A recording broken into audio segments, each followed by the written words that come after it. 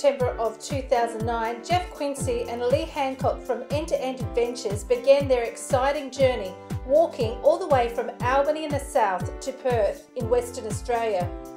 It was an amazing trip, and here to tell more about it is Geoff. How many kilometres did you actually do on the Bibbulmun Track? I think all up it comes to, they actually posted up at about 965, but it varies with all the different detours and stuff you had to do, so it would have been probably just short of 1,000 kilometres,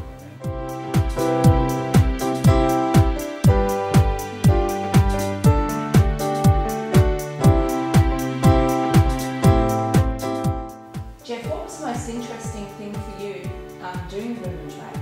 I think there's a couple of things I found really interesting. One was obviously the scenery and all the flowers and everything you see, and how it varies from down south right up to Kalamunda. But the other one was actually the people you meet. I mean, there's such a very age group of people you meet, and they're from all over the world, not just from WA or anything, but they're from everywhere, and that's just absolutely fascinating and fantastic for me.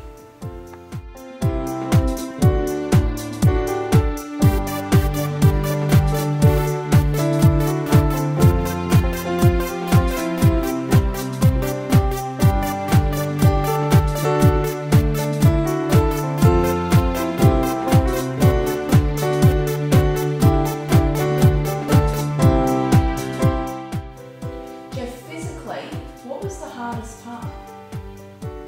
I would say probably the second week. Only because you're getting used to everything, and then the first week you're running more on adrenaline and it's all a new experience, and then as you settle into it a bit and you're still not really track fit, that probably doesn't happen until week 3, maybe 4. It gets quite grueling for you at times, and we were actually had set ourselves a pretty hard schedule to keep, and had a lot of problems with Lee and his knee and everything, which made it a little hard. But yeah, I'd say probably the second week was the hardest physical time for me. As it got on, I found it a lot easier and enjoyed it a lot more.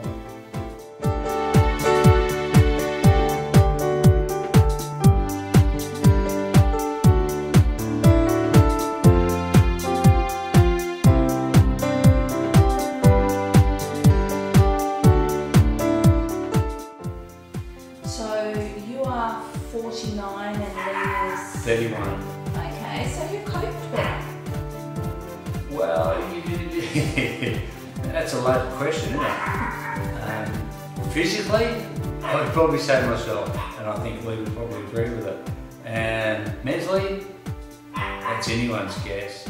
I never felt that I had any really problems with it, but I can't speak for Lee.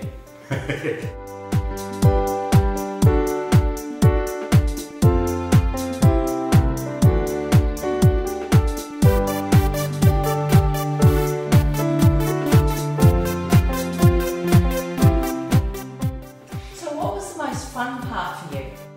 And there's probably a whole lot of different answers to that. Tormenting Lee would have been one of them at 4:30 in the morning, or sometimes 3:30 in the morning, by deflating my airbed, because then he knew it was time to get up and we were going to go walking. That was a lot of fun for me and a lot of torture for him. And just doing some of the stuff we did, train rides, the eco tour with Gary Muir, I thought that was fantastic. He's probably the most entertaining person and biggest character I met along the way.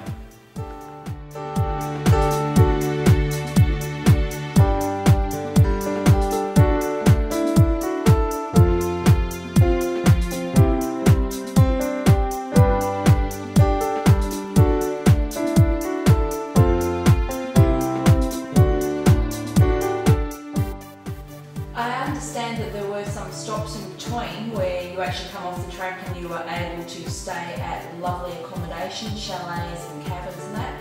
What was the difference like for you between being out in the bush and having that luxury of a cabin? There's a funny thing there, because it wasn't always luxury. I mean, to us actually luxury was having running water, and there were a couple of places where running water was a fantastic thing, having hot and cold running water. And yeah, there's a huge difference. You're able to actually go and buy food, you don't have to pack your gear up every morning, which is is always a bonus.